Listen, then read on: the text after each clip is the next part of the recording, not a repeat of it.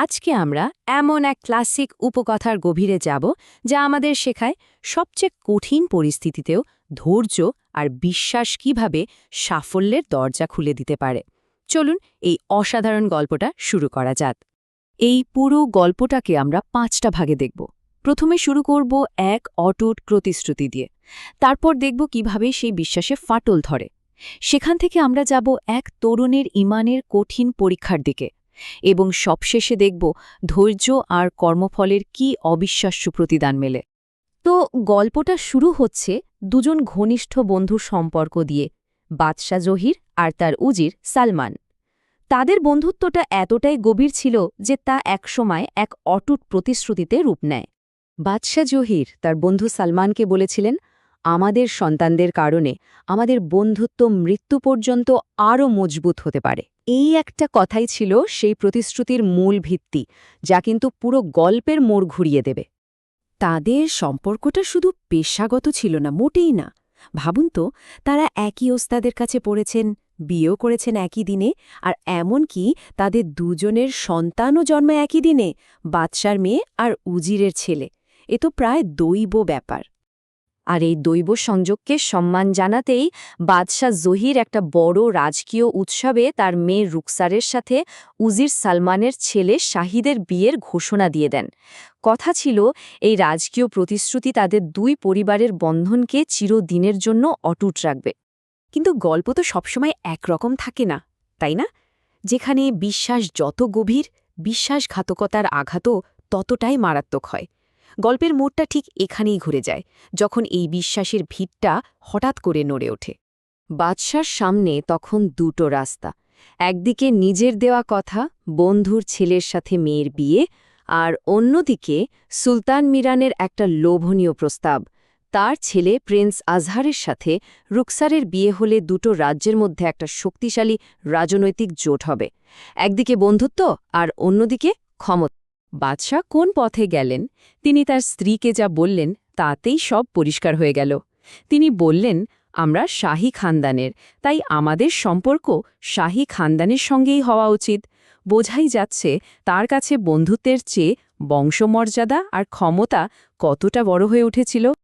আর এরপরে বাদশাহ যা করলেন তা এক ঠান্ডা মাথার ষড়যন্ত্র ছাড়া আর কিছুই না। প্রথমত, শাহেদকে নীল গোলাপ আনার এক অসম্ভব মিশনে পাঠিয়ে দেওয়া হল। তারপর সে না থাকার সুযোগে প্রিন্স আজহারের সাথে রুকসারের বিয়ের ব্যবস্থা করা হল। আর সবশেষে এই পরিকল্পনার পথে যেই আসবে তাকে সরিয়ে দেওয়ার ব্যবস্থা করা হল। উজির সালমান যখন এই ষড়যন্ত্রের কথা জানতে পারলেন, তিনি বাদশাকে হুমকি দিলেন যে সব ফাঁস করে দেবেন। তখন কি হলো জানেন? বাদশাহ জহির নিজের হাতে তার আজীবনের বন্ধুকে খুন করলেন। ভাবা যায়? প্রতিশ্রুতি তো ভাঙলেনই, সাথে চরম বিশ্বাসঘাতকতা। তো একদিকে যখন এত কিছু ঘটে যাচ্ছে, অন্যদিকে শাহিদ এসবের কিছুই জানে না। চলুন এবার শাহিদের দিকে ফেরা যাক।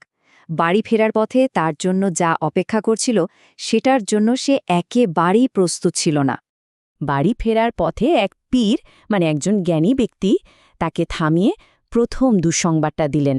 বললেন, তোর বাবাকে বাদশাহ জহির কতল করেছে। শাহেদের পায়ের তলার মাটি যেন প্রথমবার সরে গেল। কিন্তু এখানেই শেষ না। পীর তাকে দ্বিতীয় আঘাতটা দিলেন, আর এই দুঃখ কষ্ট সইতে না পেরে তোর মাও এই দুনিয়া থেকে চলে গেছে। এক মুহূর্তে শাহেদ তার বাবা মা দুজনকেই হারিয়ে ফেলল। আর সব শেষে যে আঘাতটা এলো সেটা ছিল চূড়ান্ত। পীর বললেন, রুকসারের বিয়ে মীরগড়ের শাহজাদে আজহারের সঙ্গে হয়ে গেছে। এই একটা কথায় শাহিদের চেনা পৃথিবীটা পুরোপুরি চুরমার হয়ে গেল। এই অবস্থায় যে কোনো মানুষই তো রাগে উন্মাদ হয়ে প্রতিশোধ নিতে চাইবে, তাই না? শাহিদও তাই চেয়েছিল। কিন্তু ঠিক তখনই সেই জ্ঞানী পীর তাকে সবচেয়ে জরুরি কথাটা বললেন। তিনি বললেন, রাগের মাথায় হুঁশ হারাস না। বাদশাহ জহির যে পাপ করেছে তার শাস্তি আমার রব তাকে দেবে। এই একটাই উপদেশ শাহিদের জীবনের মোড় ঘুরিয়ে দিল। সবকিছু হারিয়ে শাহিদ এবার এক নতুন পথে হাঁটা শুরু করল। এটা প্রতিশোধের পথ না, বরং ধৈর্য আর জ্ঞানের পথ। পীরের পরামর্শে শাহিদ ফকিরের বেশে রুকসারের সাথে দেখা করতে গেল। রুকসার তাকে দেখেই একসাথে পালিয়ে যাওয়ার জন্য অনুরোধ করল। এখন শাহিদের সামনে এক বিরাট প্রশ্ন, সে কি পালিয়ে যাবে নাকি নিজের নৈতিকতাকে আঁকড়ে ধরবে? এক মুহূর্তের জন্য শাহিদের মন হয়তো দ্বিধায় পড়েছিল, কিন্তু পরক্ষণেই তার মনে পড়ল সেই পীরের উপদেশ, ধৈর্য ধরতে হবে, কোনো ভুল করা যাবে না। সে রুকসারকে ফিরিয়ে দিল, কারণ সে জানত এখন আর রুকসারের ওপর তার কোনো অধিকার নেই। এটা ছিল তার জন্য এক বিরাট নৈতিক পরীক্ষা। এরপরের ঘটনা আরও মজার। পীরের কথা মতো শাহিদ গেল নূরগড়ে। সেখানে শাহজাদি ওয়াফা এক অদ্ভুত শর্ত রেখেছেন, যে তার ধাঁধার উত্তর দিতে পারবে তাকেই তিনি বিয়ে করবেন। ধাঁধাটা ছিল দাউদ নামে এক ভিখারিকে নিয়ে, যে তার ভিক্ষা পাওয়া পয়সা 4টি অদ্ভুত ভাগে ভাগ করত। ধাঁধাটা বেশ জটিল ছিল, কিন্তু শাহিদ খুব সহজে এর সমাধান করে দিল। সে বোঝাল ভিখারি তার ভিক্ষার একটা অংশ দিত তার কর্মহীন স্ত্রীকে, যাকে সে মজা করে ভূতনি বলত। আরেকটা অংশ দিত তার ছোট ছেলেকে। এটা ছিল ভবিষ্যতের জন্য একটা ধার। তৃতীয় অংশটা যেত মেয়ের জন্য, যা একদিন পরের ঘরে চলে যাবে বলে সে বলত নালায় ফেলা। আর শেষ অংশটা দিত মসজিদে, ঈশ্বরের প্রতি নজরানা হিসাবে। শাহিদের এমন প্রজ্ঞায় মুগ্ধ হয়ে শাহজাদি তাকেই স্বামী হিসেবে বেছে নিলেন। গল্পের প্রায় শেষ প্রান্তে আমরা।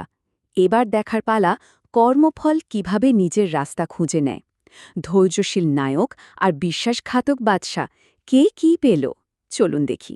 শাহিদের জীবনটা যেন নতুন করে শুরু হল। সে জ্ঞানী শাহজাদি ওয়াফেকে বিয়ে করল, তারপর নূরগড়ের উত্তরাধিকারী এবং শেষে বাদশাহ হল। তাদের একটা ছেলেও হল, মানে একটা সুখী সফল জীবন। তার ধৈর্য আর ঈমান তাকে সব ফিরিয়ে দিল, বরং তার চেয়েও বেশি দিল। আর অন্যদিকে বাদশা জহিরের কি হল? তার ভাগ্যে নেমে এলো এক ভয়ঙ্কর পরিণতি। হঠাৎ করেই সে পক্ষাঘাতে আক্রান্ত হল। মাসের পর মাস অসহ্য যন্ত্রণা ভোগ করে তার মৃত্যু হল। আর যেহেতু তার কোনো উত্তরাধিকারী ছিল না, শত্রুরা খুব সহজেই তার রাজ্য দখল করে নিল। বিশ্বাসঘাতকতার ফল কি মারাত্মক হতে পারে, তাই না? এই পুরো গল্পটা আমাদের একটা বড় প্রশ্নের সামনে এনে দাঁড় করায়। আচ্ছা, আসল শক্তিটা কিসে? যা চাই তা জোর করে কেড়ে নেওয়ার ক্ষমতায়, নাকি যা আমাদের প্রাপ্য সেটা পাওয়ার জন্য ধৈর্য ধরে অপেক্ষা করার মধ্যে? উত্তরটা হয়তো এই গল্পের প্রতিটি মোড়েই লুকিয়ে আছে।